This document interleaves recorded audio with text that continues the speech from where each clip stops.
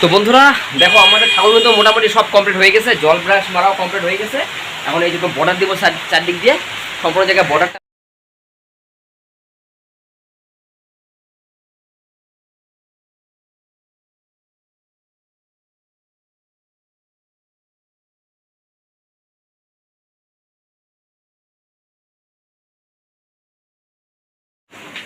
Hello বন্ধুরা, নমস্কার।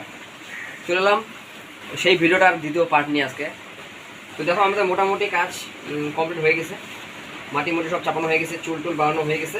এখন খালি এগুলাতে ডিজাইনগুলো মানে দেওয়া হবে, আর এগুলো এখন ক্লিনিং করার বাকি আছে, আর পরিষ্কার। তো পরিষ্কারটা কীভাবে করবো একটু সামনেটা কি ঠিক আছে, কাছ থেকে দেখো। তারপরে এই যে এখন কী করতে হবে, যে ন্যাকড়া নিতে হবে, ন্যাকড়া নিয়ে এগুলো ভালো করে ডলতে হবে। ভালো করে ডলার পরে যখন ডলা হয়ে যাবে, তারপরে ব্রাশ দিয়ে এইরকম ব্রাশ দিয়ে কী করতে হবে, এটাকে মানে জল ব্রাশ মারতে হবে পুরো ক্লিনিংভাবে সম্পূর্ণটা। তারপরে এই দিক দিয়ে ফুটা করে নাকের মধ্যে এখানে কলের টুকরা দিতে হবে, তাহলে এটা ইয়ে থাকবে কানের মধ্যে, বিভিন্ন জায়গাতে যেখানে যেখানে দরকার আছে। ঠিক আছে, এইভাবে করে সম্পূর্ণ পরিষ্কার করতে হবে। পারলে আরও ভিডিও নিয়ে আসবো আমি এটারই, যদি সময় পাই আর কি। আর এখানে ডাকিনি যুগে লাগানো হয়ে গেছে আমাদের, এইখানে দেওয়া হয়ে গেছে। এটা ডাইস থেকে লাগানো হয়েছে, কারণ এটা ডাইস থেকে দেওয়ার কথা ছিল, ওই জন্য ডাইস থেকে দেওয়া হয়েছে। ঠিক আছে।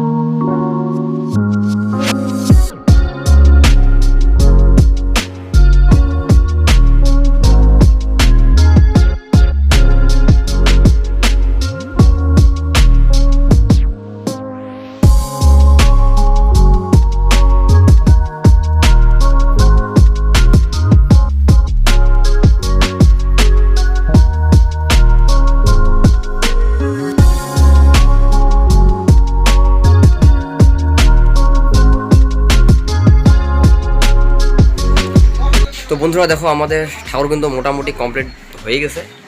এখন খালি গয়না এই সাইড দিয়ে খালি মানে ডিজাইনগুলো লাগাবে, আর এদিকে চুল টুল সব কমপ্লিট হয়ে গেছে, যে গয়না টনা সব লাগানো হয়ে গেছে, দেখতে পাচ্ছ এই যে গয়না। ঠিক আছে,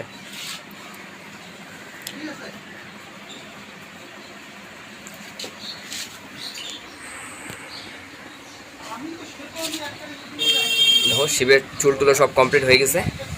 সবগুলো কিন্তু এটা কালো মাটি, যেটা আঠা মাটি, এঁটেল মাটি, যেটাতে ঠাকুরের মুখ হয়, ওটা দিয়ে কিন্তু বানানো সম্পূর্ণটাই, টোটালটাই। ঠিক আছে, এখানে কিন্তু কোনো বেলে মাটি ইউজ করা যাবে না, আর ঠাকুরটা শুকানো চলবে না, এটা কাঁচা কাঁচা রাখতে লাগবে, যেহেতু এটা ডাইস হবে। ঠিক আছে,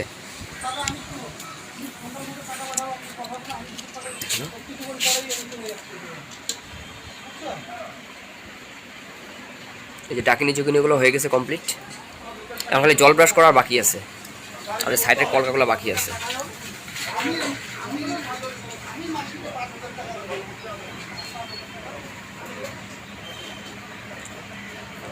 এই যে হাতের এখানে কিন্তু আঙুল এখন হবে না, এটা আঙুলটা হবে যখন ডাইস হয়ে যাবে, সিমেন্ট দিয়ে যখন বানানো হবে তখন লাস্টে আঙুল লাগানো হবে। আঙুল যদি একবার লাগায় তাহলে কিন্তু ডাইসের থেকে বের হবে না, ঠিক আছে? এই জন্য এগুলো কিন্তু আঙুলটা এখানে আঙুল যে এগুলো লাগাবো না, এটা এরকমই থাকবে, দেখে নাও।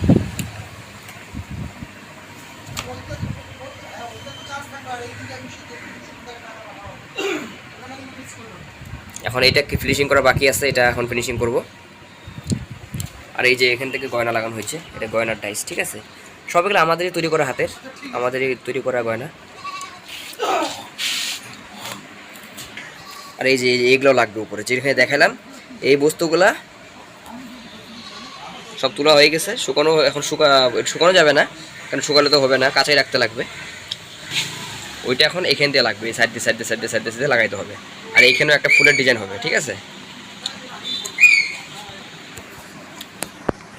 তো এইভাবেই সবটা লাগাইতে হবে, জল ব্রাশ মারতে হবে। তবে নাকের এখানে যে ফুটা করা হয়েছে, এখানে একটা খেয়ার যে আছে, খেয়ারের যে পোয়ালের যে টুকরা আছে এখানে ঢুকাই দিতে হবে, এখানে ঢুকাই দিতে হবে, এখানে ঢুকাই দিতে হবে, তারপর ড্যাশ করতে হবে।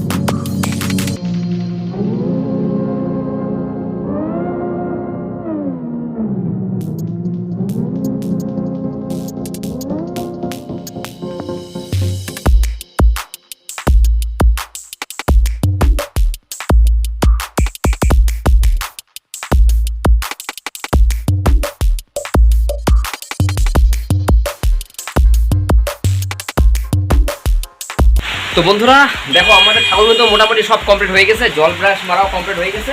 এখন এই যে বর্ডার দিব চারদিক দিয়ে, সম্পূর্ণ জায়গায় বর্ডারটা দেওয়ার পরে, ঠিক আছে? তারপরে এই যে নিচে দেখো বর্ডার দেওয়া হয়ে গেছে। ধরো আমি ব্যাক ক্যামেরা দেখাচ্ছি, তাহলে সব থেকে ভালো হবে দেখতে, ঠিক আছে? এই দেখে নাও, এরকম হবে মূর্তিটা কমপ্লিট।